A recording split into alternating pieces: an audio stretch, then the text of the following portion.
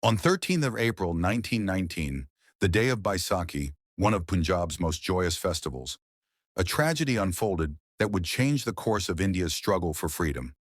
In the city of Amritsar, thousands of men, women, and children gathered peacefully at Jallianwala Bagh to protest against the recently passed Rowlatt Act, a draconian law that allowed the British government to arrest and detain anyone without trial. People had come not with weapons, but with hope and courage to express their discontent against colonial injustice.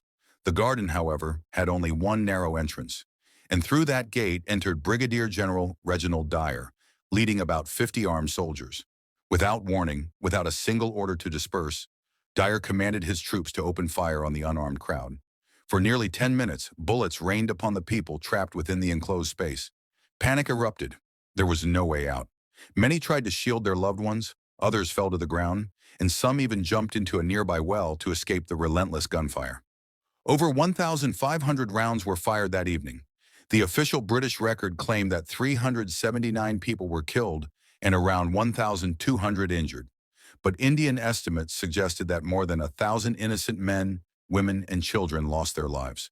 The garden, once filled with the voices of peaceful protest, was left drenched in blood and silence. When questioned later, General Dyer chillingly remarked that his act was intended to produce a moral effect, to teach Indians a lesson they would never forget.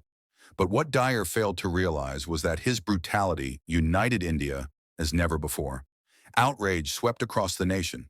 Rabindranath Tagore renounced his knighthood in protest. Mahatma Gandhi called it the turning point of India's freedom struggle, the moment when the last thread of faith in British justice was broken. The Jallianwala Bagh massacre exposed the true face of colonial rule and ignited a nationwide movement that demanded complete independence. Even today, the bullet holes on the walls of Jallianwala Bagh stand as silent witnesses to the cruelty of that day. The martyrs' well into which dozens leapt to escape death remains a haunting reminder of their sacrifice. The massacre of April 13, 1919, was not just a tragedy, it was the spark that set ablaze the fire of freedom in millions of Indian hearts. It taught the world that no empire, however powerful, could crush the spirit of a people determined to be free.